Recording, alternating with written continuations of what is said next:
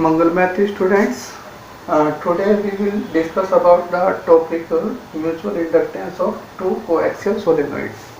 आज हम to coaxial सोलेनोइड्स है उसके लिए क्या डेरिवेशन करेंगे, उसके लिए देखेंगे कि म्यूचुअल इंडक्टेंस कितना होगा। इससे पहले हम म्यूचुअल इंडक्टेंस के बारे में पढ़ चुके हैं। म्यूचुअल इंडक्टेंस क्या होता था हमारा, उसमें हम टू कोइल्स लेते थे। जब प्राइमरी कोइल में हम क्या करते थे, प्राइमरी कोइल में करंट फ्लो करते थे, तो सेकेंडरी कोइल में क्या सेटअप हो जाता था कि इंड्यूस्ड ईएमएफ सेटअप हो जाता था, जिसके कारण उसमें क्या फ्लो होती थी, करंट फ्लो होती थी। निकालेंगे म्यूचुअल इंडक्टेंस। टू कोइल्स हैं और दोनों कोइल्स कैसी हैं, कोएक्सियल हैं। ठीक है, तो यहाँ पर डायग्राम में मैंने टू कोइल्स दिखाई हैं। ठीक है, एक कोइल तो ये है जिसको मैंने डार्क लाइन से दिखाया है यहाँ पर। ठीक है, ये एक डार्क लाइन वाली कोइल है। इस कोइल का नाम हम क्या दे देते हैं, S1। This is S1। और एक दूसरी कोइल ये दिखा रखी है डॉटेड। ठीक है, ये डॉटेड वाली को क्या कह देते हैं, S2।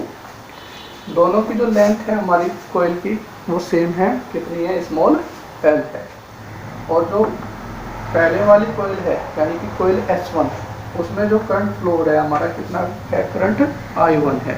ठीक है, तो अब हम यहाँ पर मान लीजिए जो कोइल S1 है, ठीक है, इस कोइल S1 के अंदर जो टोटल नंबर ऑफ टर्न्स हैं वो कितने हैं, N1 है। तो मैं यहाँ पर लिख देता हूँ, N1 क्या है, let N1 total number of turns in coil S1। ठीक है, अब जो है दूसरी कोइल है S2, इसमें टोटल नंबर ऑफ टर्न्स कितने ले लेते हैं, N2 ले लेते हैं। N2 क्या है यहाँ पर, total number of turns in coil S2। अब इनका जो एरिया ऑफ क्रॉस सेक्शन है वो क्या है, A है। दोनों कोइल के लिए हम जो एरिया ऑफ क्रॉस सेक्शन है इसको A लेके चल रहे हैं, एरिया ऑफ क्रॉस सेक्शन। और I1 क्या है, current flowing in the coil S1। Current flowing in the coil S1 में जो करंट फ्लो हो रही है, ठीक है, वो लिख देते हैं। अब N1 तो टोटल नंबर ऑफ टर्न्स है इन द कोइल S1, और जो N2 total number of turns in the coil S2 है। अब हम क्या निकालेंगे कि कोइल S1 के लिए number of turns per unit length निकालेंगे, और ऐसे कोइल 2 के लिए number of turns per unit length calculate करेंगे। पर यूनिट लेंथ से मीनिंग है जो टोटल नंबर ऑफ टर्न्स हैं उसको हम किससे डिवाइड कर दें, लेंथ से डिवाइड कर दे, तो क्या आ जाता है, number of turns per unit length आ जाएगा। ठीक है, तो पहले हम फर्स्ट कोइल के लिए नंबर पर यूनिट लेंथ निकालते हैं। फॉर कोइल फर्स्ट यानी कि coil S1, number of turns per unit length.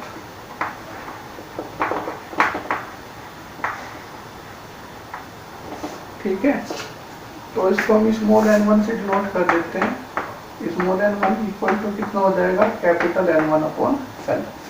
क्योंकि जो पहले वाली कोइल थी जो उसमें टोटल नंबर ऑफ टर्न्स लिए थे हमने, वो कैपिटल N1 लिए थे, और जो लेंथ थी वो स्मॉल l थी, तो N1 को स्मॉल l से डिवाइड कर दिया तो स्मॉल n1 आ गया, यानी कि number of turns per unit length for coil S1। Similarly आप S2 के लिए लिख सकते हो, फॉर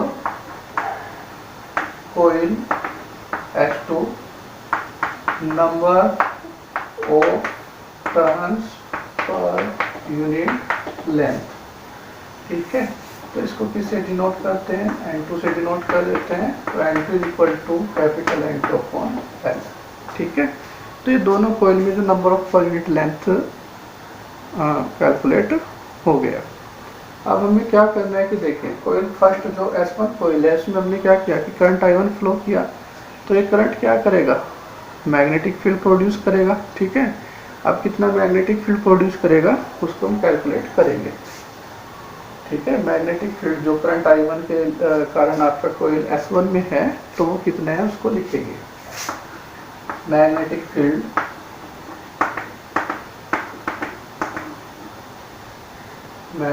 फील्ड इनसाइड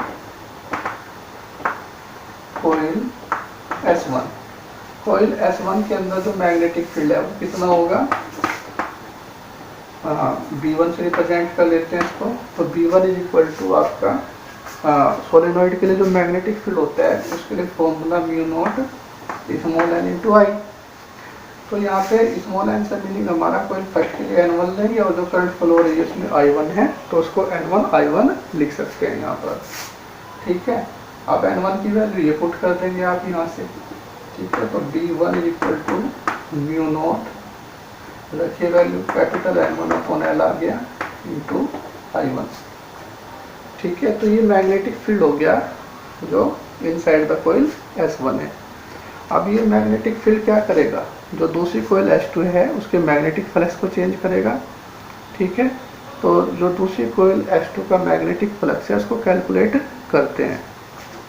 पहले ईच टर्न के लिए कैलकुलेट कर लेंगे, एक टर्न के लिए कैलकुलेट कर लेंगे, फिर क्या है कि टोटल नंबर ऑफ टर्न से मल्टीप्लाई कर देंगे तो टोटल सोलेनोइड का मैग्नेटिक फ्लक्स आ जाएगा। ठीक है, तो यहाँ पर हम क्या कैलकुलेट कर रहे हैं, magnetic flux linked with each turn. ठीक है, एक टर्न के लिए कैलकुलेट करें पहले, each turn off solenoid S2। Solenoid S2 के एक टर्न के लिए जो मैग्नेटिक फ्लक्स होगा, ठीक है, इसको हम फाइटो से डिनोट करते हैं। तो कितना हो जाएगा आपका मैग्नेटिक फ्लक्स B इंटू ए होता है, मैग्नेटिक फील्ड इंटू एरिया, और मैग्नेटिक फील्ड क्या है हमारा, जो कोयल फर्स्ट का मैग्नेटिक फील्ड है तो B1 इंटू ए। तो B1 की वैल्यू पुट करेंगे तो B1 की value mu naught N1 upon L I1 रखेंगे, mu naught N1 upon L, mu naught N1 upon L I1, और ये यहाँ पे ऑलरेडी पहले से ही है। ठीक है, तो ये आपका एक टर्न के लिए आया। अब हम टोटल नंबर ऑफ टर्न्स कितने हैं दूसरी कोयल में, N2 है। कितने total number of coil turns लिए थे हमने, N2, तो N2 से और मल्टीप्लाई कर देंगे तो टोटल कोयल का मैग्नेटिक फील्ड आ जाएगा। तो क्या लिखेंगे, magnetic flux with magnetic flux linked with total number कितने थे यहाँ पर, तो हमने एक टर्न के लिए लिया है, टोटल कितने थे टर्न N2, तो magnetic flux linked with N2 turns of solenoid S2। तो N2 से 1 मल्टीप्लाई कर देंगे तो फाइव इज इक्वल टू कितना आ जाएगा आपका, mu naught N1 upon L I1A into N2 से हमने मल्टीप्लाई कर दिया तो टोटल नंबर ऑफ टर्न जितने भी कोयल थे उसके लिए मैग्नेटिक फ्लक्स आ जाएगा। आप इसको इक्वेशन नंबर 1 लिख दीजिए। अब आपको पता है कि मैग्नेटिक फ्लक्स जो होता है वो डायरेक्टली प्रोपोर्शनल किसके होता है, करंट के होता है। तो करंट जो पहली कोयल में करंट है आपका, पहली कोयल में I1 करंट फ्लो हो रहा है, तो जो सेकेंडरी कोयल में हमारा मैग्नेटिक फ्लक्स होगा डायरेक्टली प्रोपोर्शनल किसके होगा, प्राइमरी कोयल में करंट के। प्रोपोर्शनल का साइन हटा देते हैं, कांस्टेंट लगा देंगे M, म्यूचुअल इंडक्टेंस। M को क्या कहते हैं यहाँ पर, म्यूचुअल इंडक्टेंस। इसको M12 से रिप्रेजेंट कर देंगे यहाँ पर। M12 क्या है यहाँ पर, mutual inductance of coil 2 with respect to coil 1। 2 से मतलब S2 से हमारा, और 1 से मतलब कोयल S1 से है। आप इसको इक्वेशन नंबर 2 कह दीजिए। दोनों इक्वेशन को जब आप इक्वेट करेंगे, दोनों इक्वेशन को आप इक्वेट करेंगे तो यहाँ पर हमारा कितना आ जाएगा, M12 I1 equal to mu naught N1 upon L I1A into N2। I1 से I1 कैंसिल हो जाएगा तो M12 equal to mu naught N1 और N2 एक साथ ले लीजिए, ठीक है, N1 N2 upon L into A, ठीक है।